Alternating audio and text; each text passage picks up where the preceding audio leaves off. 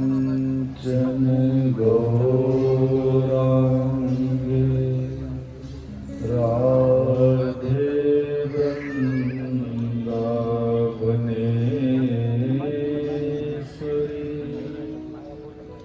वृषभानुसुते देवी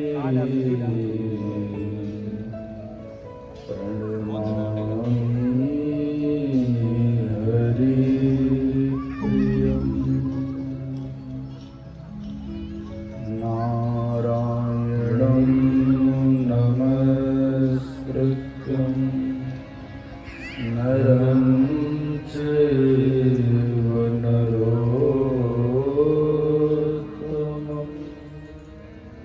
देवीं सरस्वतीं व्यासं ततो जयमुदीरये।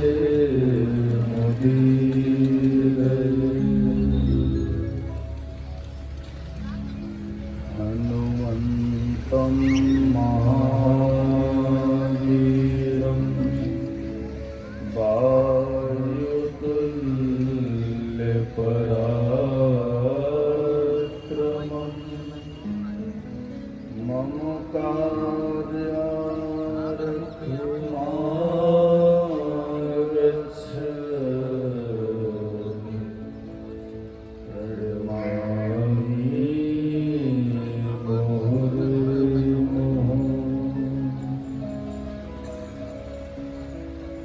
चैतन्यं शाश्वतं शान्तं व्योमातीतं निरञ्जनं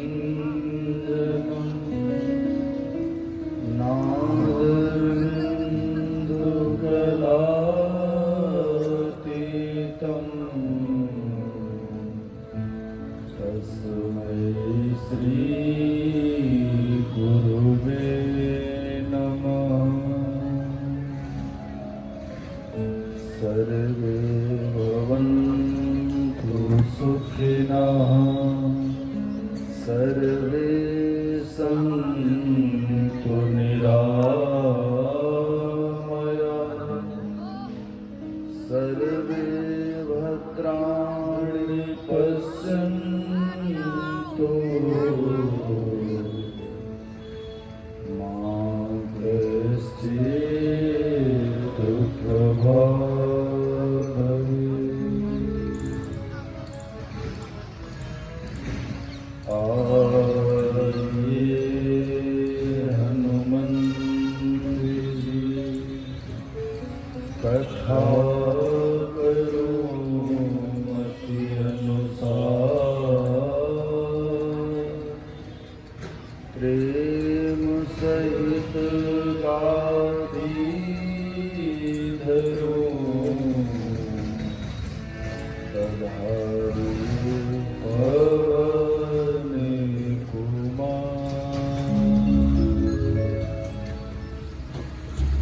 ओम नमो भगवते वासुदेवाय।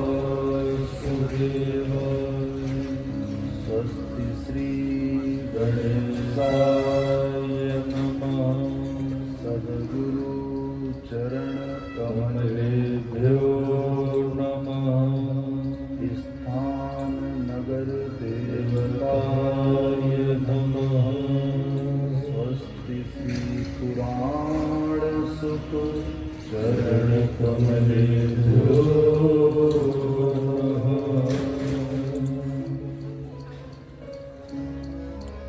जय जय श्री राधा रमण।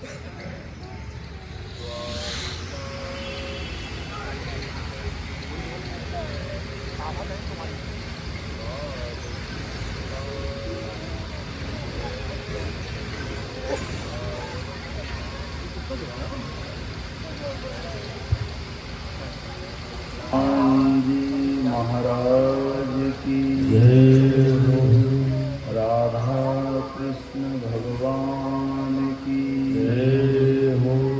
संत भक्त समाज की जय हो। सद्गुरुदेव भगवान की जय हो। नमः पार्वती हर हर हर महादेव।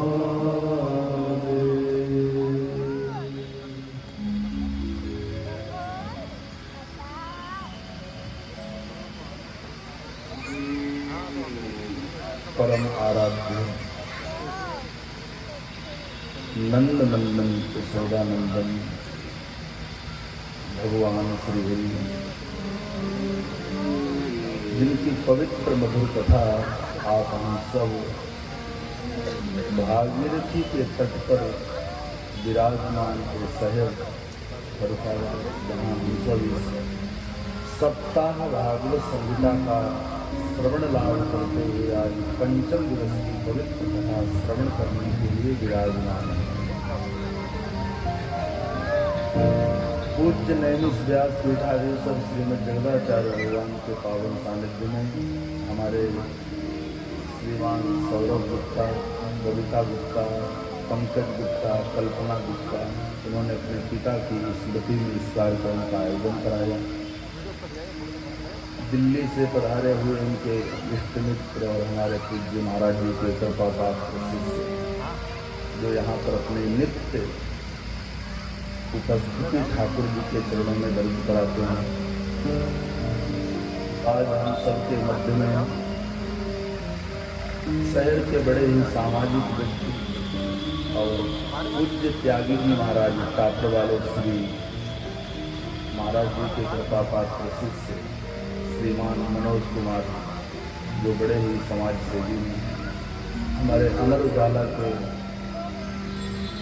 जिला संवाददाता दीक्षित जी, उनके मित्र श्रीमान राजकिशोर श्रीवास्तव जी, बहन मंजू जी, और जिन जिन लोगों को मैं जानता हूँ, आज की उपस्थिति है।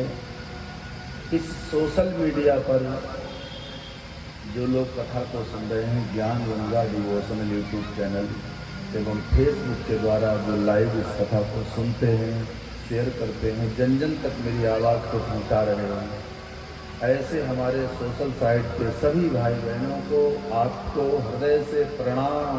जय सिया राम, राधे राधे।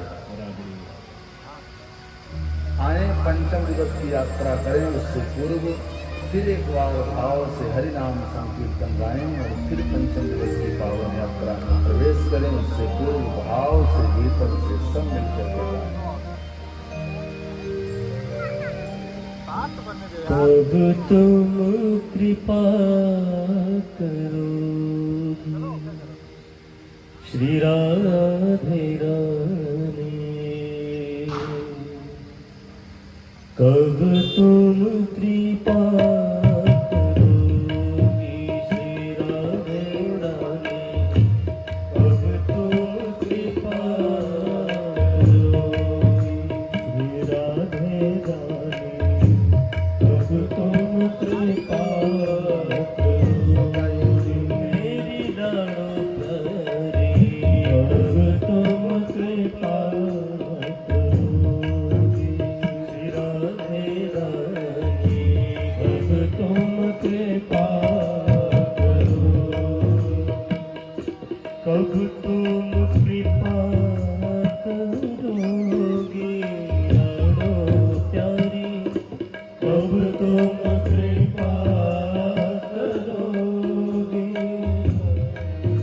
ओ कब तुम कृपा करोगे मेरे लाडो प्यारी, कब तुम कृपा करोगे लाडो प्यारी, कब तुम कृपा करोगे श्री राधे रानी, कब तुम कृपा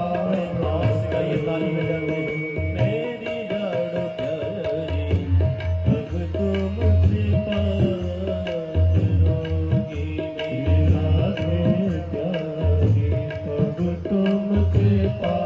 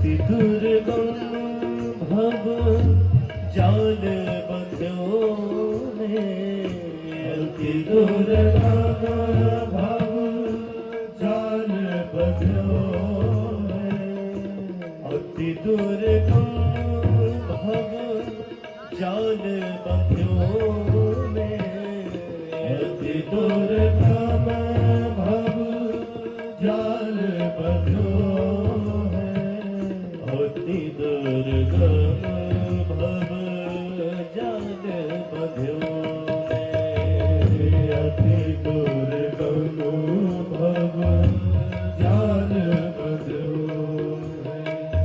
निज शरण ही करोगी राधे रानी, निज शरण ही करोगी राधे रानी, कब तुम कृपा करोगी मेरी लाडो प्यारी, कब तुम कृपा करोगी श्री राधे रानी, कब तुम कृपा करोगी।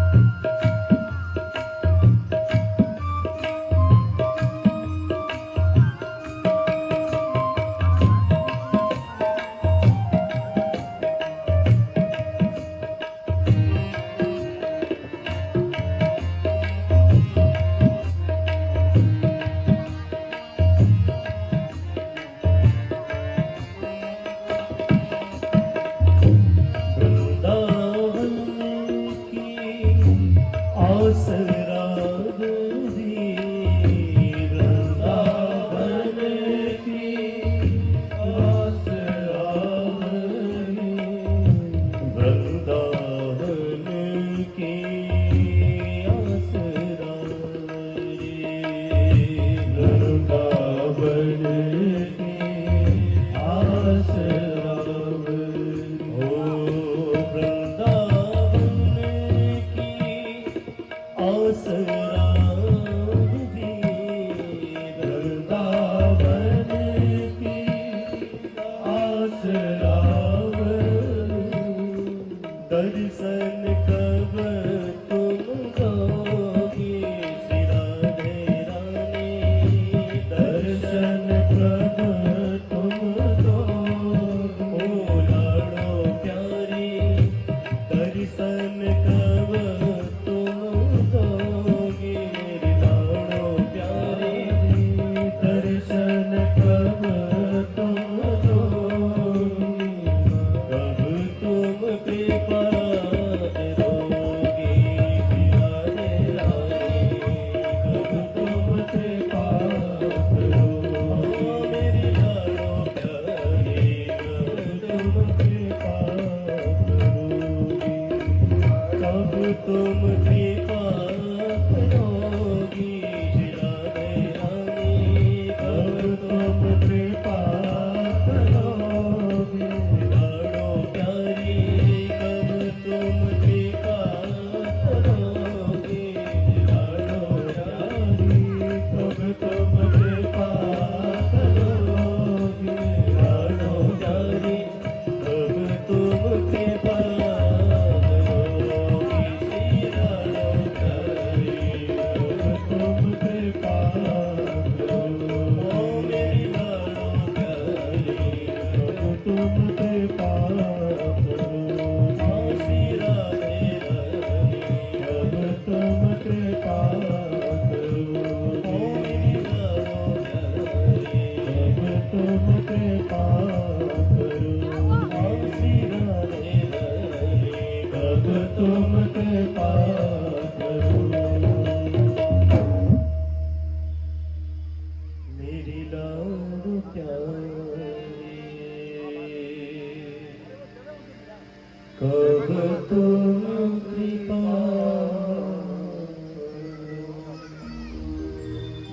जय जय श्री राधे, जय जय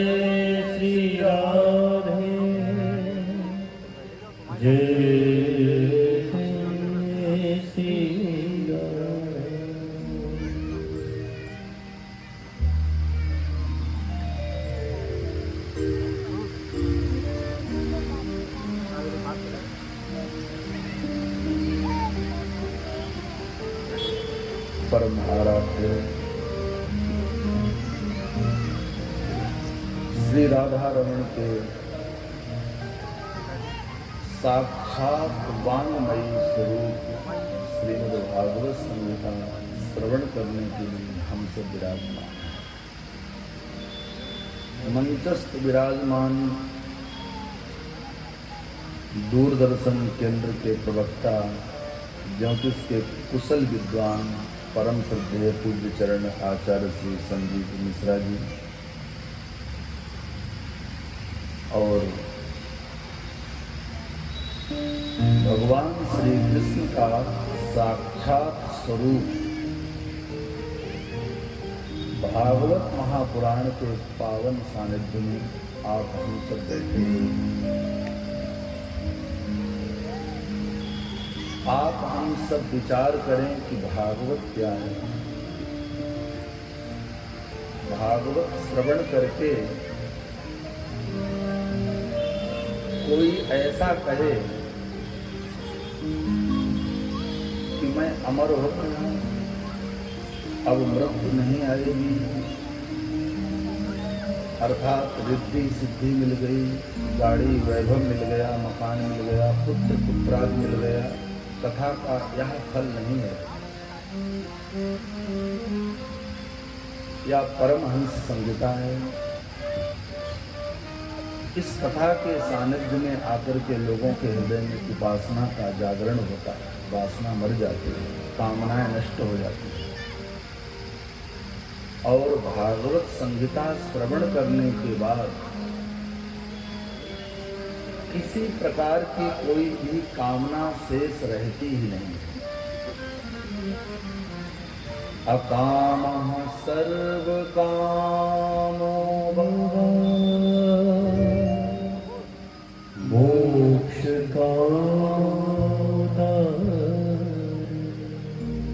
समस्त कामनाओं की पूर्ति हो जाती है जिस क्षण हम भागवत कथा की चरण शरण ग्रहण करते हैं। तो कथा क्या करती है? कथा हमारे जीवन से मृत्यु के भय को दूर करती है। मेहनत करो, पैसा कमाओ, अच्छी गाड़ी आ जाएगी, अच्छा मकान बन जाएगा, ये सब तुम्हारे परिश्रम से हो सकता है। परंतु कथा श्रवण करने से तुम्हारे जीवन में जो मृत्यु का डर है, वह जीवन के मृत्यु को डर को भगाने का काम कथा करती है।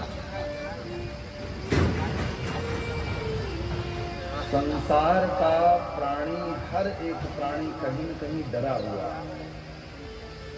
समाज से, परिवार से, पुत्र पुत्री से, पत्नी से, पति से।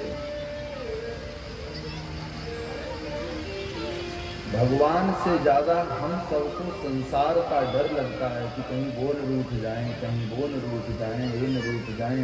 भगवान रूठे कोई बात नहीं, हमसे हमारा अमुक व्यक्ति न रूठे।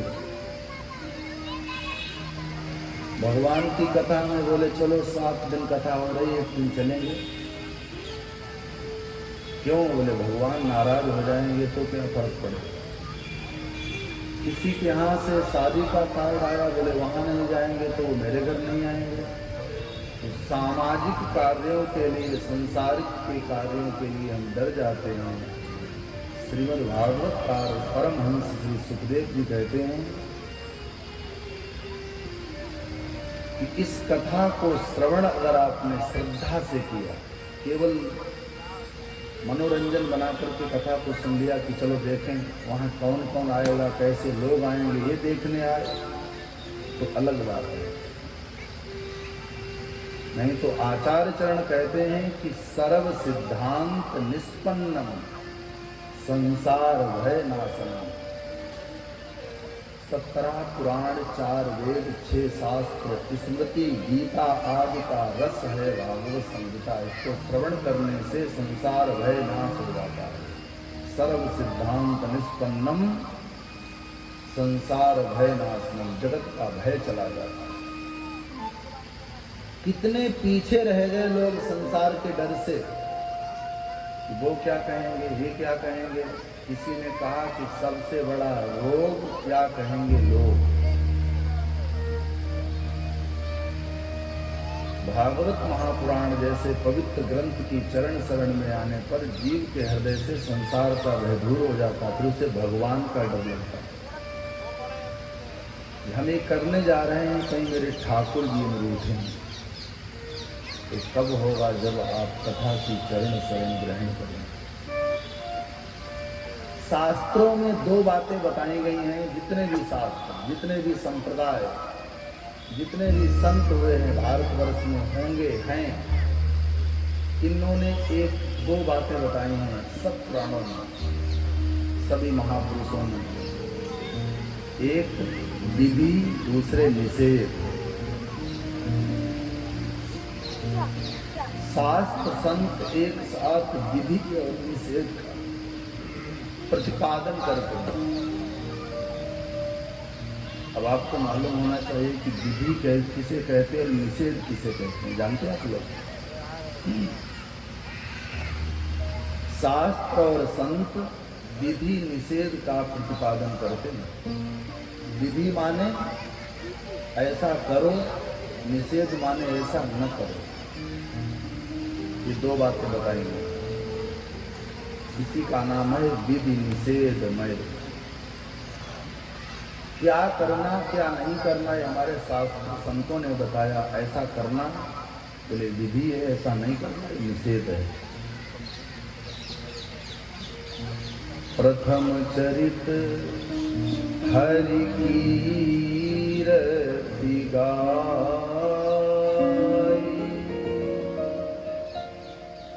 तेहि मग चलत सुगम मोहि भाई।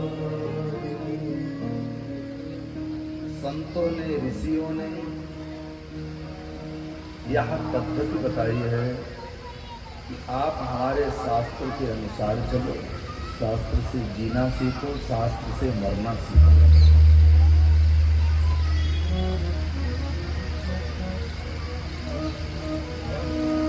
भगवान श्री कृष्ण के जन्म की कथा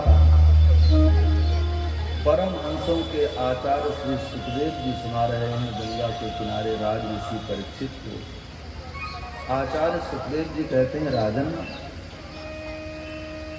जीवन में आनंद आए, हमारा जीवन उत्सवमय बन जाए, इसके लिए हमें भगवान की सेवा, भगवान की कथा, भगवान के कीर्तन को गाना चाहिए। जीवन तुम्हारा उत्सवमय बन जाएगा। जिसके जीवन में निराशा, जिसका जीवन रूखा, जिसका जीवन सूखा, मुंह लटकाए वाले लोग हों, उनको मन से कथा सुन लेनी चाहिए या कीर्तन गा लेना चाहिए। तो कुछ कर ले, निश्चित रूप से उनके जीवन में उत्साह आ जाएगा। आज हमारे समाज में लोगों का उत्साह मर गया। जवानी पर ही बूढ़े हो गए, क्योंकि अंदर से उत्साह टूटा, मन मलिन हो गया। इसके लिए श्रवण कीर्तन गायन, श्रवणम कीर्तनम विष्णु स्मरणम पाद सेवनम, जो अच्छा लगे उसका प्रयोग करो। चाहे भगवान की कथा सुन लो, चाहे भगवान की कीर्तन गा लो, चाहे भगवान का स्मरण कर लो। तीन में से कुछ जो तुम्हें अच्छा लगे, एक कर लो। मैं भरोसे के साथ दावे से कह सकता हूं कि तुम्हारे मन से उदासीनता चली जाएगी।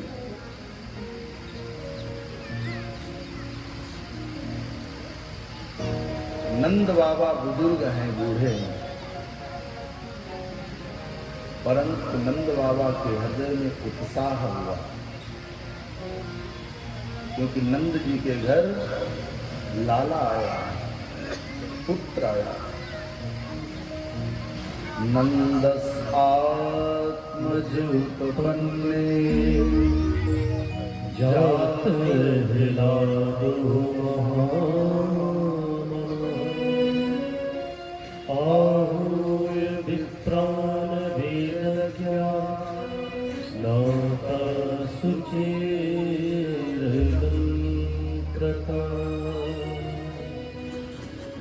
बाबा के घर पुत्र आज आत्मा के रूप में परिणित हुआ है।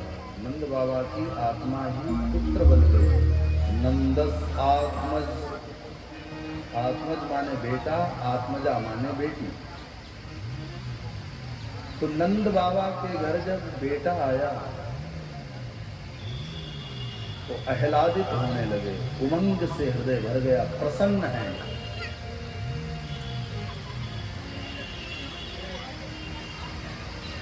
जो आता है सामने लुटा रहे हैं, दान कर रहे हैं। बोले हृदय में जब आनंद आता है तो हाथ की मुट्ठी ढीली पड़ जाती है, हृदय उदारता से भर जाता है।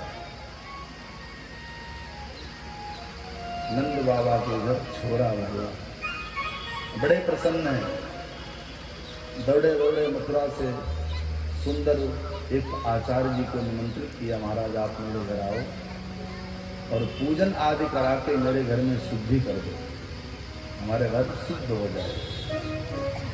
तो जात कर्म के लिए आचार्यों को बुलाया, और कैसे बुलाया? नंद बाबा से शिक्षा लें कि हम पूजा कराएं, तो पूजा कराने वाले आचार्य को आदेश न दें, उससे आग्रह करें, निवेदन करें। पूजा कराने वाले आचार्य से तुम्हारा व्यवहार कैसा हो? निवेदात्मक, आदेशात्मक नहीं। बाबा नंद जी ने क्या किया? आहूय विप्रान वेदज्ञ, आचार्यों का आवाहन किया। घर को गौ के गेवर से लेपन कराया,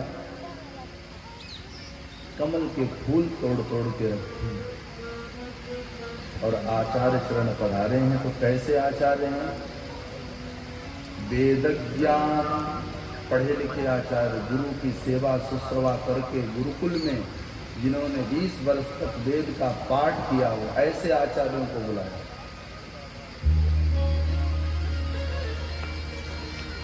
स्नान आदि से अलंकृत होकर वस्त्राभूषण पहने श्री नंद बाबा इस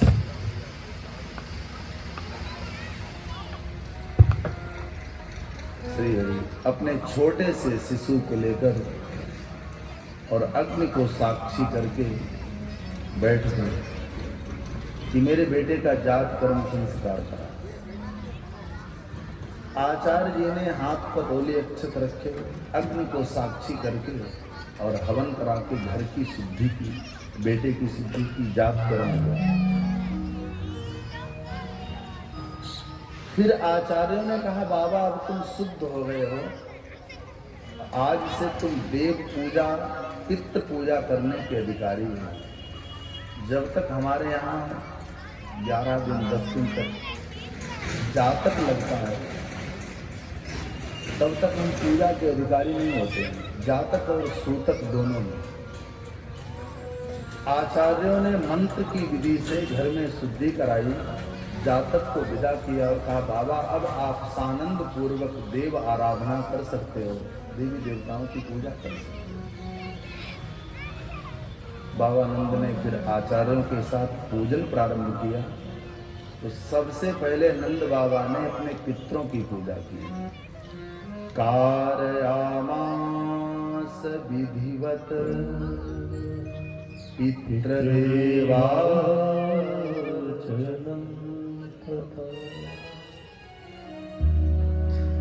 नंद बाबा ने कार्यामास विधिवत, भगवान की पूजा विधिवत की। समय नहीं पार किया कि चलो पूजा करनी है तो पूजा कर ही लेते हैं। किसी से तो पूजा करोगे तो कहता मन नहीं है, तुम कहो तो चलो कर लेते हैं। नंद बाबा ने ऐसे पूजा नहीं की। कारयामास विधिवत, सांगोपांग विधिवत, पूजा की विधि बताई कि पूजा से पहले हम रचना करते हैं। इसलिए लोग गांव में कहते हैं तुम बड़ा पूजा रचा करते हो, ऐसा कहते हैं, बड़ी पूजा रचा करने वाली है, ये सही कहते हैं। पूजा तो सबने सुनी होगी, लेकिन लोग ये भी कहते हैं कि पूजा रचा। ये रचा क्या है? बोले पूजा से पहले रचना होती है। जैसे थाली को धुला, आरती को धुला, उसमें रोली अक्षत सजाए, पुष्प सजाए, धूप दीप नैवेद्य मिष्ठान फल फूल ये सब सजाते हैं ना, रचना करते हैं। थाली में रंगोली बनाते हैं, चौक बनाते हैं, तब हम पूजा प्रारंभ करते हैं। पूजा से पहले रचना, जितनी अच्छी रचना होगी उतनी अच्छी पूजा होगी, ये बिल्कुल पक्का है। पता लगे फूल एक उधर पड़ा, पन्नी उधर पड़ी, केला उधर पड़ा, जितनी अच्छी पूजा की रचना होगी उतनी अच्छी पूजा होगी। इसलिए कहा गया कारयामास विधिवत। विधिवत ये नहीं कि 30 देवता हैं तो सबको एक एक फूल फेंकते जाओ, पूजा हो रही है। विधिवत पूजा। किसकी पूजा की? पितृदेवार्चनम तथा। नंद बाबा ने पहले पितरों की पूजा। पितृ प्रसन्न, देवता भी प्रसन्न। जिस पर पितृ कृपा कर देते हैं उस पर देवता अपनी कृपा बरसाई देते हैं। पितृ माने जो हमारे बीच से ऊपर चले गए। लेकिन ऐसा गुरु कृपा से मेरा विचार है कि जो हमारे बीच में हैं, हमारी दादी माँ, हमारे वृद्ध पिता, हमारे बड़े भाई, हमारी माँ, अर्थात समाज का कोई बड़ा बुजुर्ग, उसकी सेवा हम करें ठीक से, वो भी पितृ पूजा है। दादाजी खांसते खांसते गोलोक चले गए, उनको पानी नहीं दिया, खांसी की सिरप ला करके नहीं दी, देखा नहीं, बाद में तुम उनकी श्राद्ध करके खूब हलवा का भंडारा करो, खूब रबड़ी पिलाओ, कुछ भी होने वाला नहीं। अपने से बड़े बुजुर्ग, माता पिता, दादा दादी, बड़े भाई की तुम ठीक से सेवा कर लो, तुम्हारी श्राद्ध उनकी हो गई, उनकी सेवा हो गई। श्राद्ध करें, जरूर करें, मैं उसका विरोध नहीं करता हूँ, निश्चित करना चाहिए अपने दादा दादी का श्राद्ध, लेकिन जीते जी भी उनकी सेवा करें, ये भी अति आवश्यक है। अपने से बड़े की सेवा ही नहीं, अपने से बड़े का आदर करने पर 4 बातें मिल जाती हैं, 4 बातों की वृद्धि होती है। जो अपने से बड़े का सम्मान करता है। अभिवादन शीलस्य नित्यं वृद्धोपसेविनः, चत्वारि तस्य वर्धन्ते आयुर्विद्या आयु विद्या यश बल, ये 4 केवल अपने से बड़े के सम्मान करने में तुम्हारी दीर्घायु हो जाएगी, तुम्हें बल मिल जाएगा, विद्या मिलेगी, यश मिल जाएगा। अपने से बड़े का सम्मान करना शुरू कर दो आज से, तुम्हें 4 बातें मिलेंगी।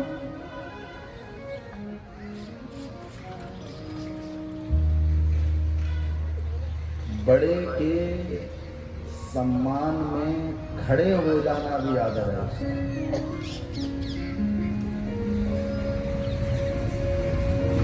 नंद बाबा ने अपने पूर्वजों की खूब सेवा की, खूब पूजा की, उसके बाद पितृदेवार्चनम तथा, फिर अपने देवताओं की आराधना। सनातन धर्म में, हिंदू सनातन धर्म में अनेक देवता हैं, और अच्छी बात है।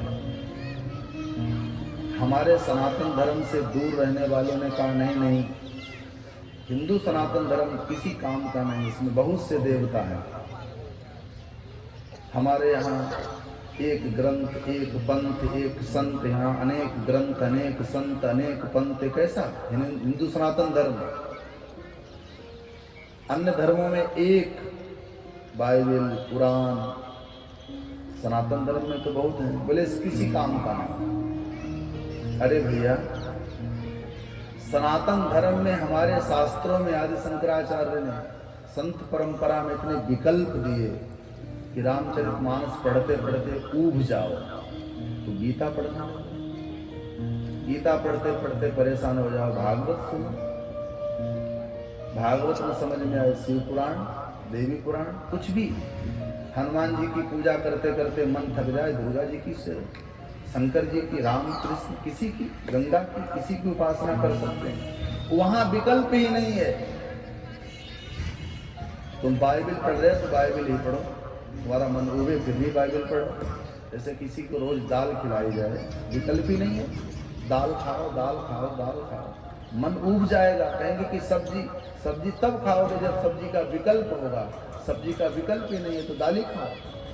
हमारे यहाँ विकल्प है कि गंगा की सेवा करते करते थक जाओ तो यमुना महारानी की सेवा करो, राम जी की सेवा करते करते थक जाओ तो श्री कृष्ण की सेवा करो, हनुमान जी, दुर्गा, शिव। तो विकल्प है, इतने देवी देवता हैं हमारे यहाँ। 64 करोड़ तीर्थ हैं, नोट करें आप मेरे भाई बहन, कितने तीर्थ हैं? 64 करोड़। ये बिल्कुल कोई मैं बात मन से नहीं बोल रहा हूं, शास्त्रीय बात। 64 करोड़ तीर्थ हैं और हमारे तुम्हारे 100 वर्ष के जीवन में 12 से 13 करोड़ मिनट जीवन है। बताओ कोई सब तीर्थ कर सकता है? केवल 12 से 13 करोड़ मिनट जीवन है, 64 करोड़ तीर्थ हैं। हमारे हिंदू सनातन धर्म में कहा गया कि हाँ, हम आपको एक दिन में ही संपूर्ण तीर्थ करा देंगे। 12 से 13 करोड़ मिनट जीवन में कपड़े पहनने हैं, बच्चों को पढ़ाना है, भोजन करना है, स्कूल जाना है, ये सब करना है, तो तीर्थ कैसे हो पाएंगे? 64 करोड़ तीर्थ हैं। तो गोस्वामी तुलसीदास ने बहुत सुंदर एक चौपाई गाई। इस चौपाई को सुन करके और समस्त तीर्थों का फल मिल जाता है। जैसे कल आपको 64 करोड़ तीर्थों का फल मिला, आज मिला, 7 दिन तक मिलेगा। आए चौपाई को सुने। जेहि दीन राम जन्म श्रुति गाई, तीर्थ सकल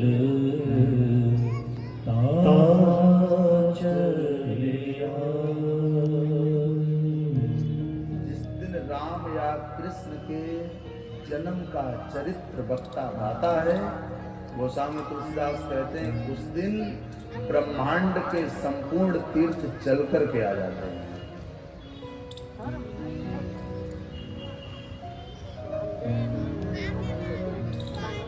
तो आप हम सब पूजन करें, पाठ करें, लेकिन देवता और पितृ दोनों को ध्यान दें। आचार्यों ने सुंदर पूजन कराया।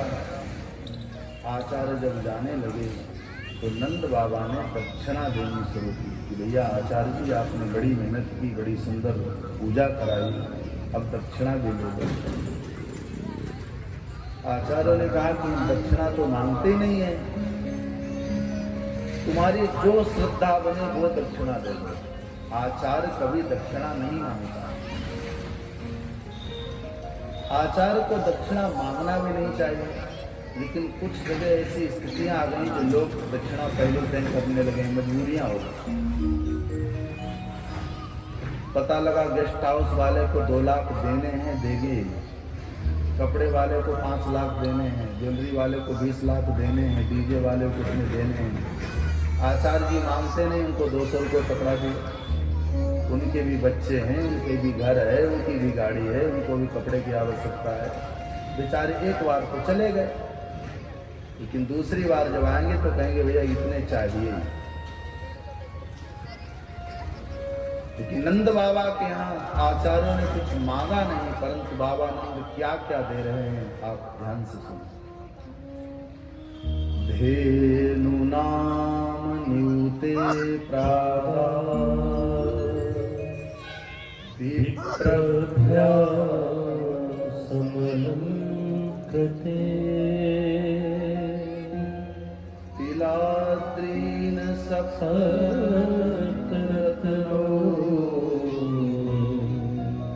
सात कौंभावराव्रता।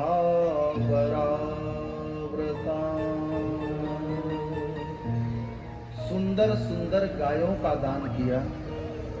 गायों के खुर और सींग सोने चांदी से मंडित कराए, मखमल का कपड़ा उड़ाया, गले में सुंदर घंटियां बांधी, बछड़े सहित तरुणी गाय का दान किया। धेनु नाम नियुते प्रदान, गायों का दान किया समलंकृत करके। गाय दान कैसे करें? बोले तरुणी हो, दूध देने वाली, बिना दूध देने वाली गाय का दान करो।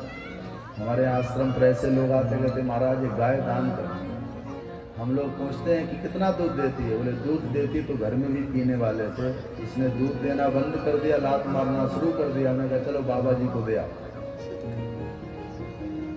तो गाय दान की है तरुणी समलंकृत करके। 7 बड़े बड़े तिल के पर्वत बनाए, तिलाद्रीन सप्तरतनौघ। उन तिलों के पर्वत पर रेशमी कपड़े ढक करके और फिर ब्राह्मणों को दान। आचार्य चरण कहते हैं राजन,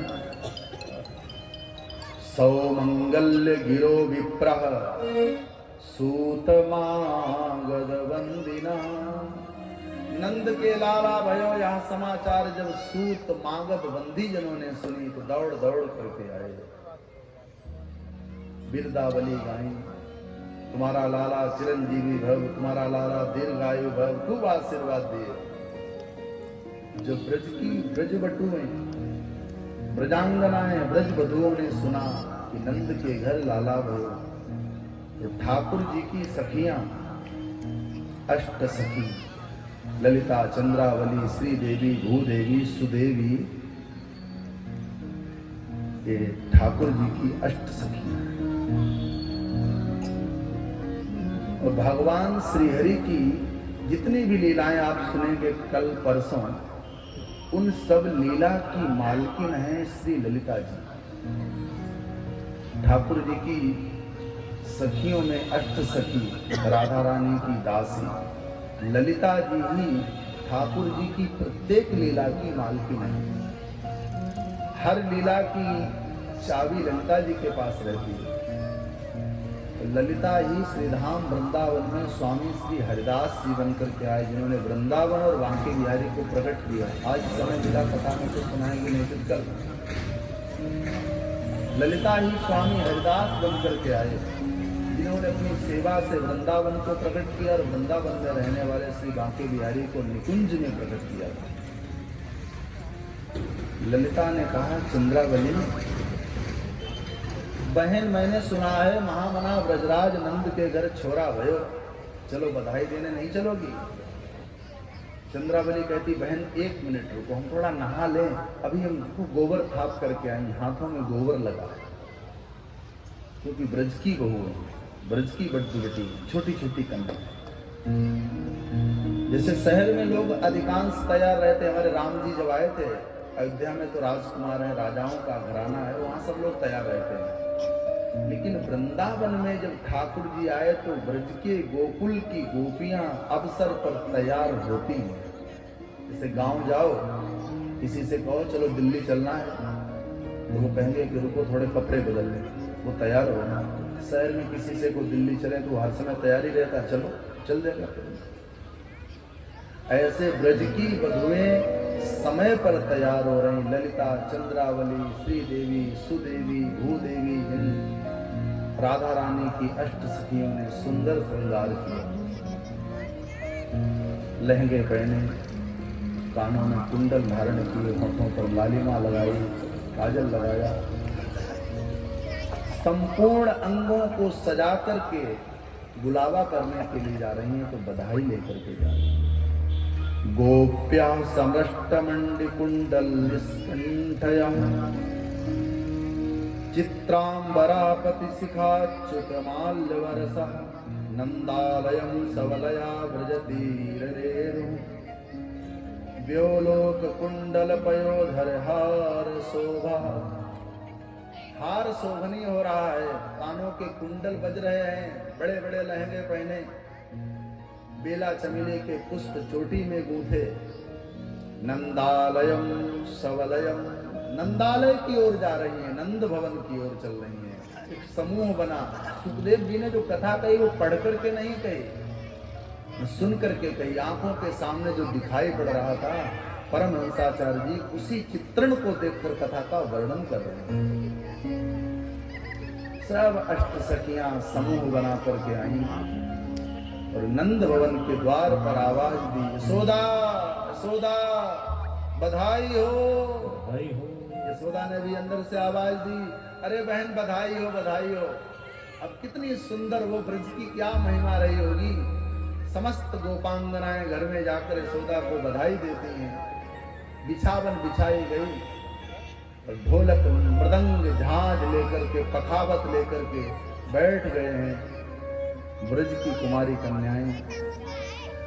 देवता भी आकाश में खड़े हैं, इंद्रोवाद मृदंग, इंद्र मृदंग बजा रहे हैं और ब्रज में वो उत्सव मनाया गया, वो आनंद आया कि समस्त गोपियां ठाकुर जी के लिए मंगल गीत गाती हैं। आप भी मेरे साथ भाव से भीतर से ठाकुर जी के लिए मंगल गीत। बधैया बाजे आंगने में, बधैया बाजे आंगने में, बधैया बाजे आंगने में, बधैया।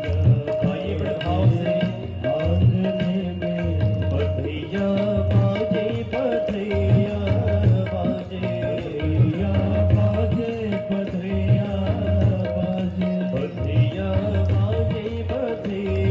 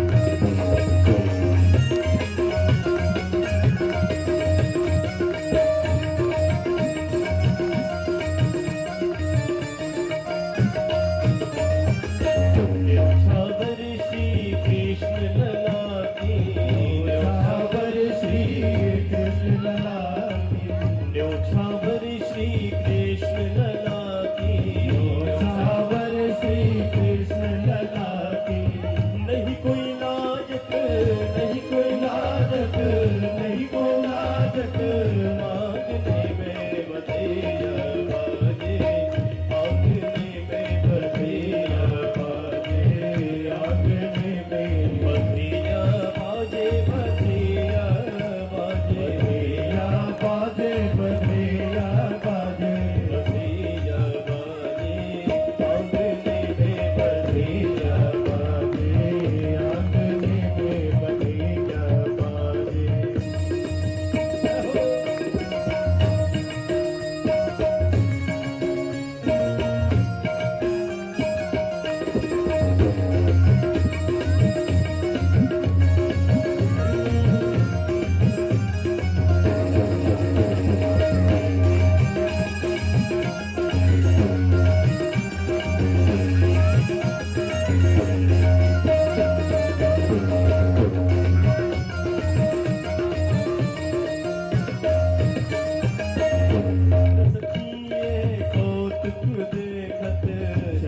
सखिया कौतुक देखत सब सखिया ये कौतुक देखत सब सखिया ये कौतुक देखत बीती रजनी बीती रजनी बीती रजनी जागने में बधैया बाजे आगने में बधैया बाजे आगने में बधैया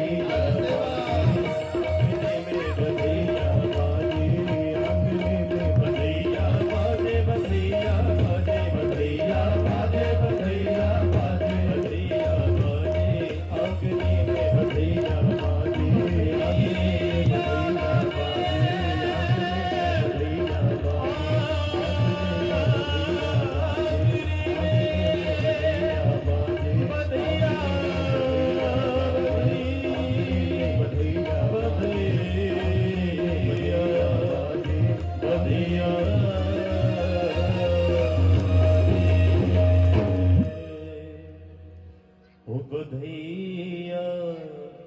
बाजे आंगने में। बोलिए नंद के लाला की जय हो। गोपियां भाव से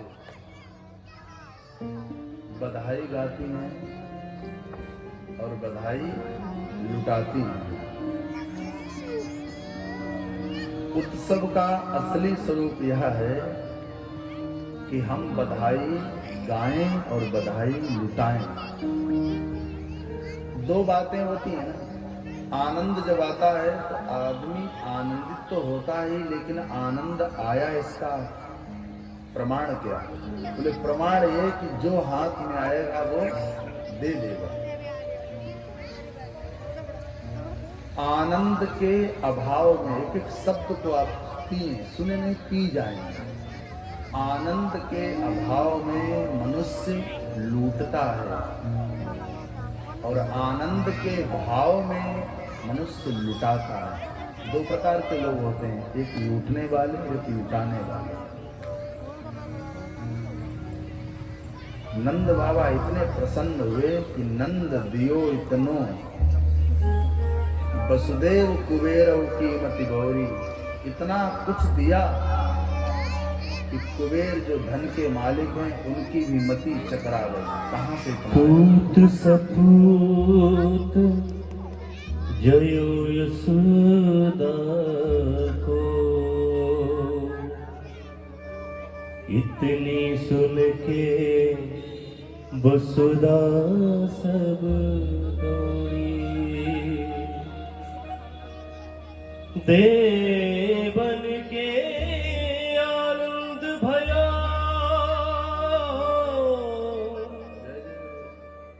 पुनि धावत गावत मंगल गौरी।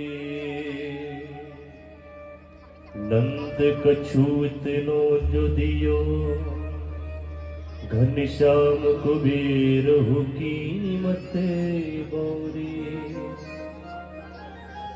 देखत मोहि लुटा दियो। क्या क्या दिया सुनो। ना बच्ची बच्चिया छचिया ना पिछोरी। बछिया छछिया दूध माखन छाछ, बछिया माने गाय की बछिया, पिछौरी उड़ाने वाला बिछाने वाला सब लुटा दिया और कम नहीं पड़ा। क्यों? रमा क्रीड़ा भूद्रक,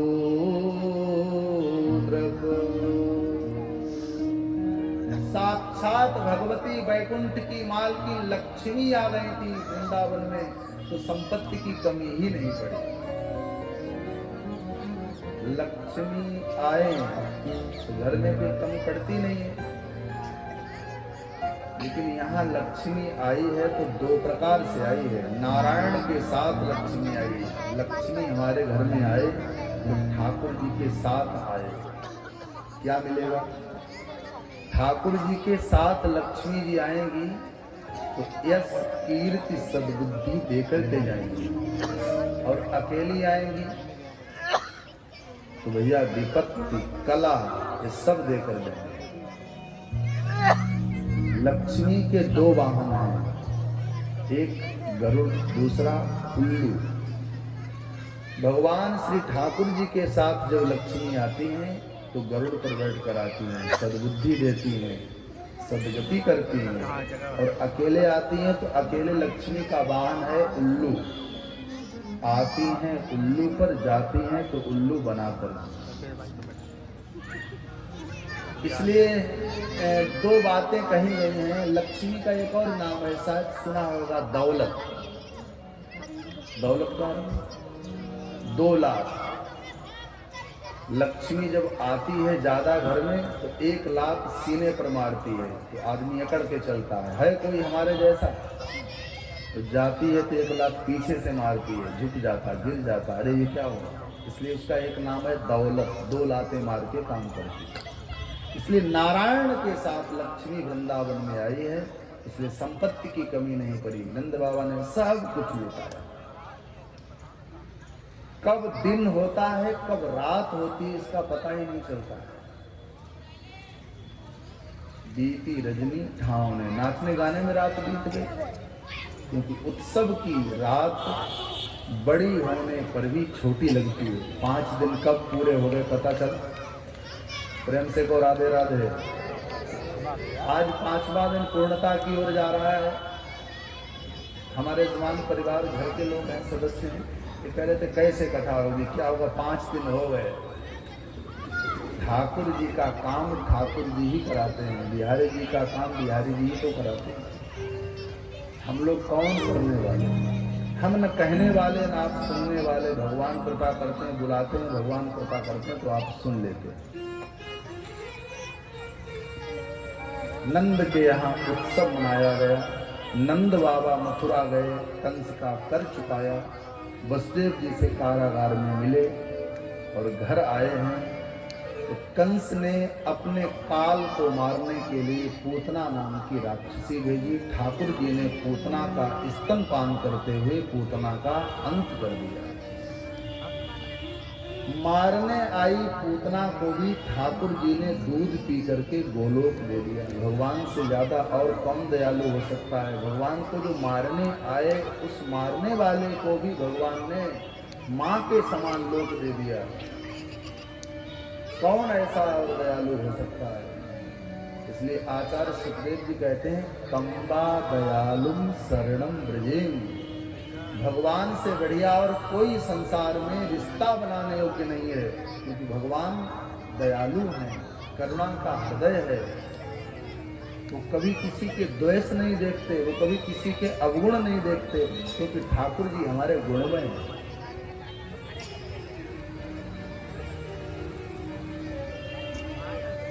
वृंदावन में बिहारी जी की मूर्ति देखी आप लोगों ने? ये पत्थर की मूर्ति नहीं है।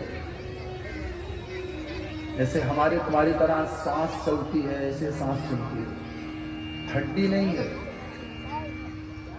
बड़ी विलक्षण कथा है। तो ठाकुर जी के लिए हम उत्सव मनाएं। देखो, अपने बच्चे के जन्म उत्सव के लिए तो हर कोई गुब्बारे लगवाता है, केक काटता है, चॉकलेट बांटता है, भंडारे करता है, ठीक है। कभी भगवान के लिए भी हम उत्सव मनाएं, उत्सव सेलिब्रेट करें ठाकुर जी के लिए। तो कभी कभी किया जन्माष्टमी, रामनवमी पड़े, भगवान के लिए भी हम कुछ करें। ऐसा कोई अर्थ मत करना कि हम कथा में कह रहे हैं तो कथा करा करके तुम या हम ही को दे दो सब, बिल्कुल नहीं।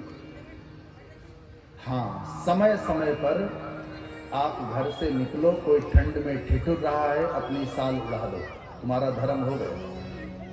कोई पढ़ने वाला बच्चा है, फीस नहीं दे पा रहा, उसके पास कॉपी कलम नहीं है, आप कॉपी कलम दे दो, फीस दे दो, तुम्हारा धर्म हो गया। कोई दवा लेने के लिए सामर्थ्य नहीं रखता, रोगी है, तुम्हारे 200 रुपए की दवा से उसका रोग दूर हो जाए तो दे दो, बढ़ेगा, पक्का मुझे भरोसा है, बढ़ेगा भाई। कोई रोगी, कोई धनहीन, वहां दान कर दो। देवालय शिवालय कथा के प्रति श्रद्धा न बने, वहां श्रद्धा जगह, जहां बने दो जरूर। महात्मा बुद्ध जी की एक कथा याद आई। महात्मा बुद्ध जी का एक शिष्य था, जिस शिष्य का नाम था आनंद। उन्होंने जितना गाया, जितना लिखा, उसमें बार बार कहते हैं आनंद आनंद आनंद। उनका निजी व्यक्ति था, नजदीकी व्यक्ति था।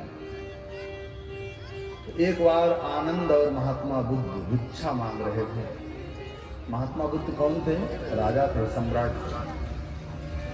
तो भिक्षा मांगते मांगते एक ऐसे द्वार पर गए जिसके घर में कुछ नहीं था। महात्मा बुद्ध ने आवाज दी, भिक्षा दे। उस घर की 8 वर्ष की एक छोरी निकल करके आई, छोटी सी, और उस छोरी ने आकर के महात्मा बुद्ध से जो बात कही वो सुनने योग्य कही। कहा, महात्मा जी मुझे क्षमा करना, हमारे घर में तो अन्न नहीं, जल नहीं, मैं तुमको क्या दें? महात्मा बुद्ध जी ने कहा कि तुम अपने घर से एक मुट्ठी मिट्टी दे दो आकर। बिटिया की आंखों से आंसू बहने लगे, दौड़ करके गई, अपने आंगन से एक मुट्ठी मिट्टी भरी और महात्मा बुद्ध के कमंडल में डाल दी। महात्मा बुद्ध ने उसको प्रणाम किया और चलने लगे। रास्ते में आनंद ने पूछा, गुरुदेव आपने इस बिटिया से मिट्टी ली, इस मिट्टी से तुम्हारा क्या होगा? महात्मा बुद्ध ने बड़ी सुंदर बात कही। कहा, आनंद, कोई मुझे भोजन देता, कोई फल देता, कोई दूध देता, कोई दही देता, ये तो सब देते हैं। अगर इस बिटिया के यहाँ अगर मुझे कुछ न मिलता, अर्थात ये कुछ न देती या इससे कुछ न लेता, तो आगे इसके देने के संस्कार मर जाते। ये जान जाती कि कुछ दिया नहीं जाता। इसके हाथ से मैंने एक मुट्ठी आज मिट्टी ली है, कल भगवान की कृपा से इसके घर में धन दौलत फल फूल सब आएगा। तो किसी दिन ये मुझे फल देगी, दूध देगी, पैसा भी देगी। अगर आज ही हम इसको निरादर कर देते, इसका उत्साह मार देते, इसकी एनर्जी को मैंने बढ़ाया कि इसके हाथ से देने के संस्कार बने रहे, देती रहे। ऐसा नहीं कि किसी अमीर के यहाँ से कुछ मिले, जहां से कुछ मिल जाए देते रहो, हाथ से कुछ जाए, देने के संस्कार हो। जहां तुम्हारा मन करे कथा कराओ, युद्ध कराओ, दीनहीन दुखी पढ़ने वाले किसी की सेवा में लगाओ।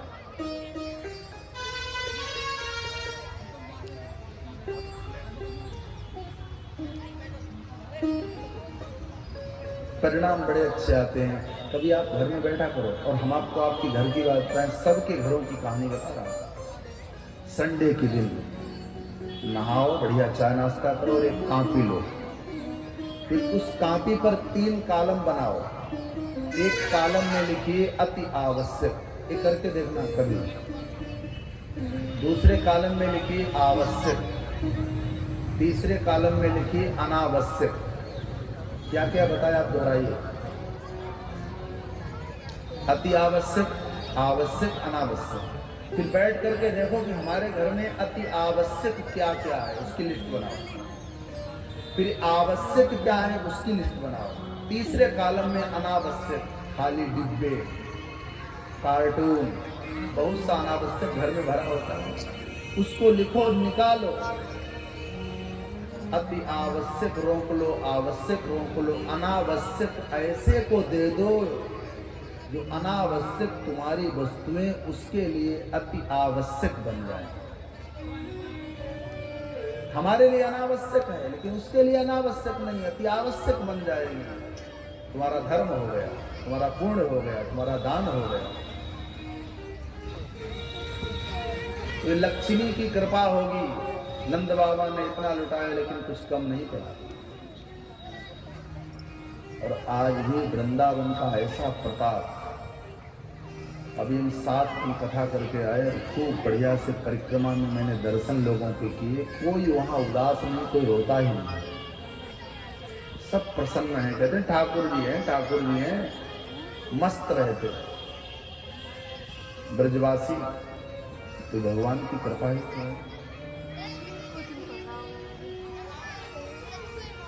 पूतना का उद्धार किया है ठाकुर जी ने। मैं विषय कह रहा था कि भगवान की करुणा, भगवान से बढ़िया तुम्हारा कोई रिश्तेदार सगा संबंधी नहीं हो सकता। पूतना जहर देने गई और पूतना को भी माँ के समान गति प्रदान कर दी। कंबा दयालुम शरणम ब्रजे। संसार में इसका बढ़िया और कोई दयालु नहीं हो सकता। परमहंसाचार्य कहते हैं राजन,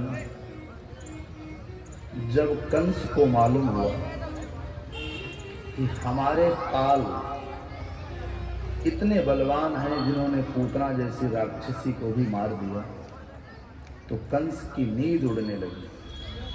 अभी दूसरा उपाय करता है, तो तृणावर्त नाम के असुर को भेजा, जाओ नंद भवन में एक छोटा सा छोरा है उसको मार दो। तृणावर्त शुकाचार्य जी कहते हैं बवंडर का वेश बना करके आया। भगवान जान गए कि मामा के यहाँ से तुम आए हो, आओ तुम्हारा स्वागत करें। तृणावर्त को उठा करके विशाल चट्टान पर पटका। तृणावर्त का भी प्राणांत हो गया। कंस को सेवक ने जाकर के कहा, महाराज पूतना का तो अंत हो ही गया, तृणावर्त का भी अंत हो गया। कंस और बेचैन कि पूतना और तृणावर्त को मारने वाला मेरा दुश्मन इतना बलवान। तीसरे सोपान पर संकटासुर नाम के असुर को भेजा, जो भगवान श्रीहरि को मारने के लिए आया और छकड़े में आकर के छिप गया। छकड़ा बैलगाड़ी में जब लोग बैठे होंगे तो बैलगाड़ी, बिना बैल के जो गाड़ी रहती है उसको छकड़ा बोलते हैं, तांता। तो उसके ऊपर दूध दही मटके रखे थे, उन्हीं के बीच में संकटासुर बैठा। भगवान ने पादप प्रहार करके संकटासुर का भी अंत कर दिया। 3 दैत्यों का अंत किया है प्रभु। शुकाचार्य जी कहते राजन, एक दिन वसुदेव जी ने कंस के पुरोहित आचार्य श्री गर्ग जी को बुलाया। गर्गाचार्य जी बड़ा प्रसिद्ध नाम है, संभवतः सुना होगा। गर्गः पुरोहितो राजन् यदूनां सुमहातपः ब्रजं जगाम नन्दस्य वासुदेव प्रचोदितः। वसुदेव ने गर्गाचार्य को पुकारा, प्रणाम किया और कहा, आचार्य जी एक करुणा करके तुम मथुरा से गोकुल जाओ। रोहिणी और यशोदा के यहाँ एक एक बेटा हुआ है, दोनों का नामकरण करके लौटा। अभी तक उनका नामकरण नहीं है। गर्गाचार्य जी ने कहा कि हम कंस के पुरोहित हैं, कंस जानेंगे तो मुझे मार डालेंगे, क्योंकि यशोदा का बेटा हमारे महाराज कंस का काल है। वसुदेव जी ने कहा कि तुम चोरी छुपे जाओ, बस नामकरण करके लौटाना। तो गर्गाचार्य जी से जब बहुत निवेदन किया, बहुत आग्रह किया, तो आचार्य गर्ग यमुना पार गोकुल पधारे और नंद बाबा को कहा, बाबा यशोदा और रोहिणी को लेकर के गौशाला आ जाना, किसी को बताना मत, बुलावा मत देना।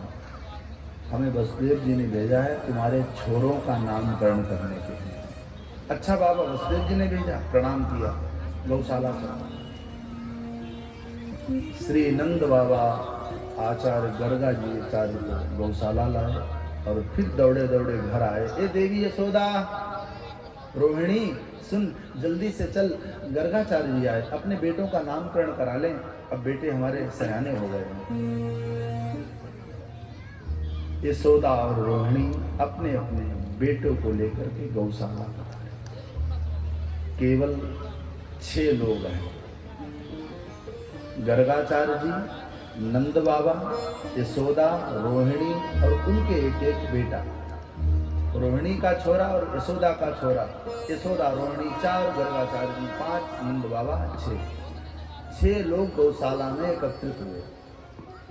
आचार्य गर्ग जी ने नामकरण का शुभारंभ किया है रोहिणी नंदन से। रोहिणी के बेटे का नामकरण किया, ये बड़े हैं। आचार्य गर्ग जी ने कहा, अयम हि रोहिणी पुत्रो रमयन् सुहृदो गुणैः आख्यास्यते राम इति बलाधिक्यां बलं विदुः। नामकरण किया रोहिणी के बेटे का। क्या नाम रखा? एक नाम बल, दूसरा नाम राम, तीसरा नाम संकर्षण। गर्गाचार्य जी ने बलराम नहीं कहा। आख्यास्ते राम इति, इंट कर दिया। इति स्कंद पुराण है। इति यानी कि राम नाम रखा। दूसरा नाम बलाधिक्याम बलम विदुः, बलम विदुः। एक नाम राम, दूसरा नाम बल। राम नाम अलग रखा, बल नाम अलग के बाद में मिलाकर के बलराम कहा गया, लेकिन नाम रखा है राम और बल संकर्षण। संकर्षण नाम क्यों पड़ा? संकर्षण माने खींचना। योग माया ने देवकी के गर्भ से इनको खींचा था, इसका लिए इसका एक नाम संकर्षण पड़ा। और संकर्षण भगवान की 3 नामकरण किए। नंद बाबा ने कहा कि बाबा अब हमारे जो छोटे वाले काले कलोटे छोरे का नामकरण कर दो। तो गर्गाचार्य जी मुस्कुराए और कहा, बहूनि सन्ति नामानि रूपाणि च सुतस्य ते गुणकर्माणुरूपाणि तान्यं वेदनो जनः। वेद न पावहि पार। इस बेटे के नामकरण की तुम बात कर रहे हो, वेद भी नेत नेत कहते हैं, शरणागत हो जाते हैं। जन्म कर्माभितानि सन्ति मेघ सहस्त्रशः। इस बेटे के 1000 नाम 1000 गुण हैं। बहूनि सन्ति नामानि रूपाणि च सुतस्य से, तुम्हारे बेटे के 1000 रूप हैं, 1000 नाम हैं। यशोदा जी ने कहा कि एक आध नाम रख दो कोई अच्छे से। तो एक नाम रखा कृष्ण। कृष्ण का अर्थ होता है करसयति इति कृष्णः। जो काम में जो ऐसे करके लगा है ना वो रा, तो वो मछली पकड़ने वाले जैसे जाल में कांटा फंसाते हैं। वो काम में जो कांटा लगा है वही तो लोगों को खींचता है। इसलिए करसयति इति कृष्णा, जो सबको अपनी ओर खींचे वो कृष्ण। एक नाम पड़ा कृष्ण। फिर तो केशव, गोपाल, गोविंद, माधव, मदन, ये सब नाम पड़े।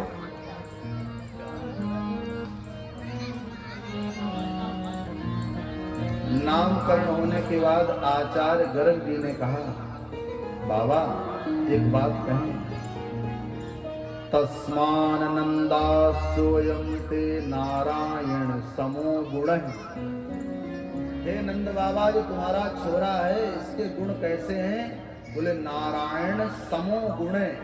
तुम्हारे बेटे के गुण नारायण के समान हैं। ये क्यों नहीं कहा कि तुम्हारा बेटा ही नारायण है? अरे बोले स्पष्ट नहीं कहा, घुमाकर के बात कह दी। नारायण सम, कोई कहे कि भगवान के समान है, तो भगवान के समान भगवान ही होते हैं। नारायण के समान नारायण ही होते हैं, दूसरा कोई नहीं हो सकता। इसलिए नारायण समय गुण, इस बेटे के गुण नारायण की तरह होंगे। कि बेटा नारायण ही बनकर के आए।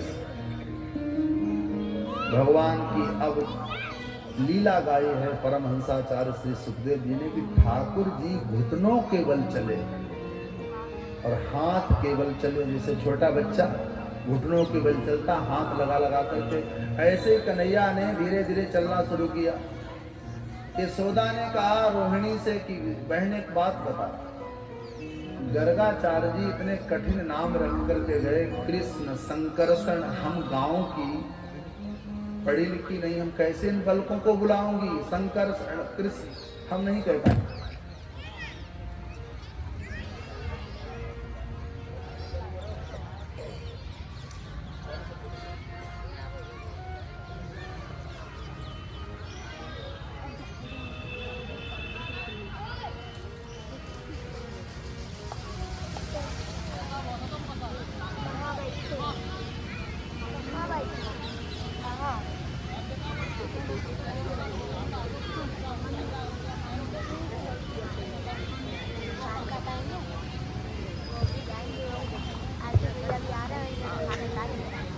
श्री बाल कृष्ण लाल की जय हो।